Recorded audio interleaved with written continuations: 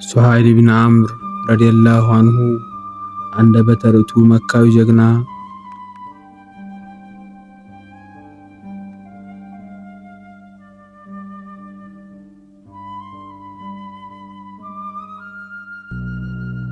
ይህ የቀልብ ዶክተር ድምጽ ነው። አልሐምዱሊላህ ታካሚዎቻችን የሚድኑ በእኛ ኃይል እንዳይመስሎት በአላህ ኃይል ብቻና ብቻ ነው። ከቀልብ ዶክተር ዓላማ ውስጥ የአላህን ተአምር ማንገስ ዋነኛው ነው። በየጊዜው በቀልብ ዶክተር ታክመው መዳናቸውን ማመን እስከሚያቀታቸው ሲቃይ የተናነቃቸው ሲገልጹ የአላህ ተአምር ምን ያህል የገዘፈና ግልጽ እንደሆነ ያሳየናል። ከህመም ወደ ጤነኝነት፣ ከጭንቀት ወደ ደስታ፣ ከጨለማ ወደ ብርሃን ካላሰቡበት ወደ ስኬት የደረሱት በአላህ ተአምር ቢሆን እንጂ። ልብ ለአላህ እጅ የሰጠና የተናነሰ ሲሆን ግልጽ ይሆናል። አላህም እንዲህ ይለናል፣ አላህን ትገነዘቡና በእርሱ ታምኑ ዘንድ በችሎታው ላይ ያስረጅ የሆኑ ግልጽ ተአምራቶችን ያሳያቸዋል። አልበቀራ። ኑ ባላህ ቃል ያላህን ተአምር እናግስ። ሕክምና ማግኘት ሲፈልጉ ይሄንን ሊንክ ይጫኑ።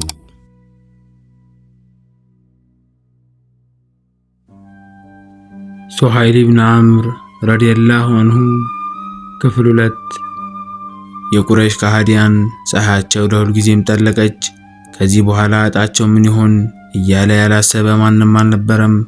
ሙስሊሞቹን በመግረፍ በመጎተት ፀሐይ ላይ በማሰቃየት አለፍ ሲልም በመግደል ብዙ ግፍ ፈጽመዋል። ጌታችን አንድ አላህ ብቻ ነው ከማለታቸው ውጪ አንዳችን በደል ባላደረሱ ሙስሊሞች ላይ ይህ ነው የማይባል ሰቆቃ አድርሰዋል። ይህ ሁሉ ቢሆንም አሁን ግን በተቀደሰው መስጂድ ዙሪያ 10,000 በሚሆን ሰራዊት ተከበው እነሆ ፍርዳቸውን በመጠባበቅ ላይ ይገኛሉ። እናም የአላህ ነብይ ሰለላሁ ዐለይሂ ወሰለም የቁረይሽ ሰዎች ሆይ እንግዲህ ምን እርምጃ ይወስድብኛል ብላችሁ ታስባላችሁ? በማለት ጠየቋቸው። አንተ ክቡር ወንድማችን፣ የክቡር ወንድማችን ልጅ ካንተ እዝነትና ርህራሄን እንጂ ሌላ አንጠብቅም የሚል መልስ አገኙ።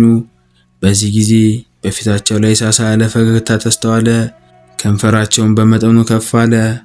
ከዚያም ሂዱ ዛሬ እናንተ ላይ ወቀሳ የሌለባችሁ ሲሆን ነፃ ናችሁ የሚሉ ብስራትን የያዙ ቃላት እንደ ዘበት ከአንደበታቸው አወጡ።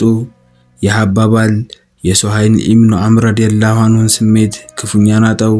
ልቡን ለአላህ እንዲከፍትና የእዝነቱ ትሩፋት ተቋዳሽ እንዲሆን አበቃው። ሰዎች አሳደውትና በግዳጅ እምነታቸውን እንዲቀበል ጫና አድርገውበት ቢሆን ኖሮ ህሊናውን በከበደው ነበር። ያ ሁኔታ ፈጽሞ አልተከሰተም።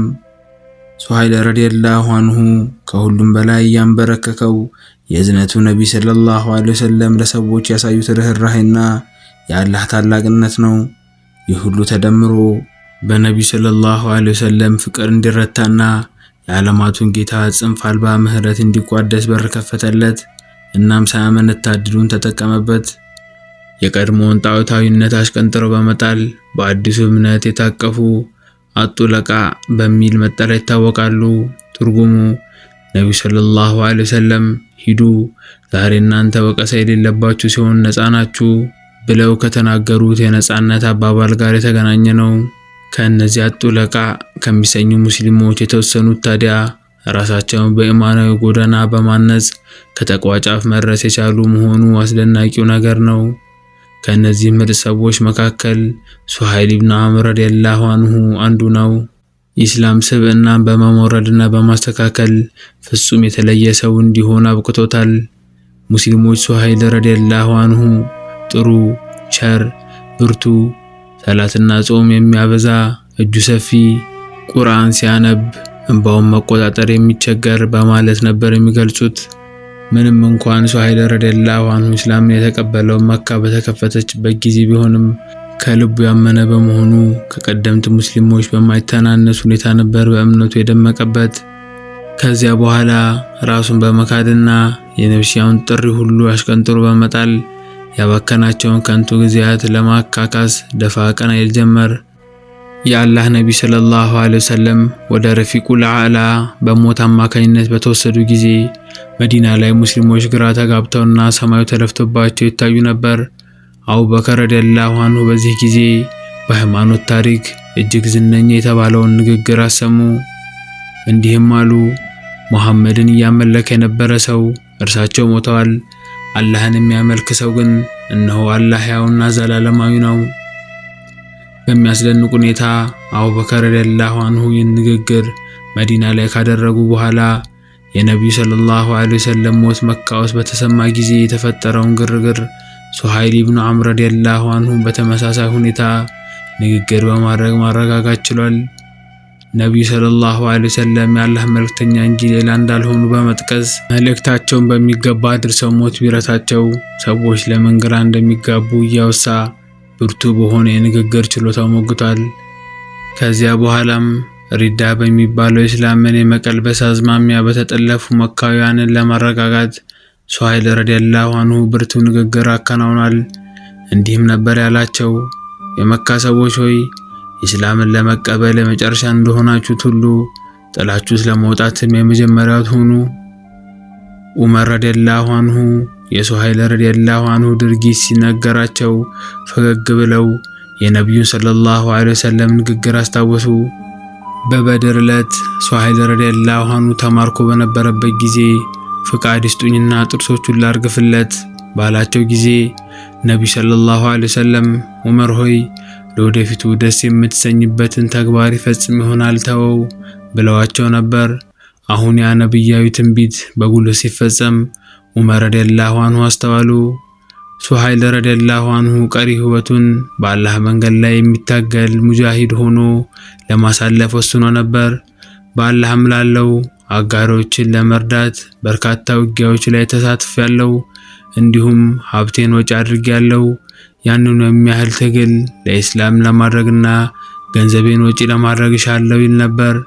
ስለሆነም ወደ ጌታ የምታቀርበው ምንም አይነት ቅጽበት እንድታልፈው አይሻም ነበር።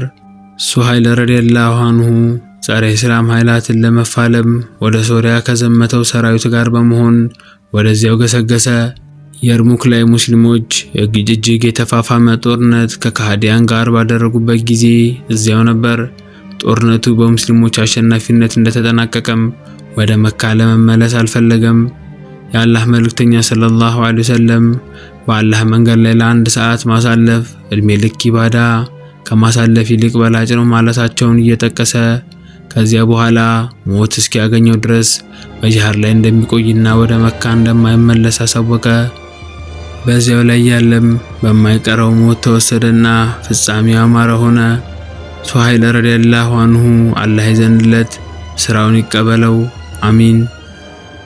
የሱሀይል ኢብኑ ዐምር ረዲየላሁ አንሁ ታሪክ በዚህ ተጠናቀቀ።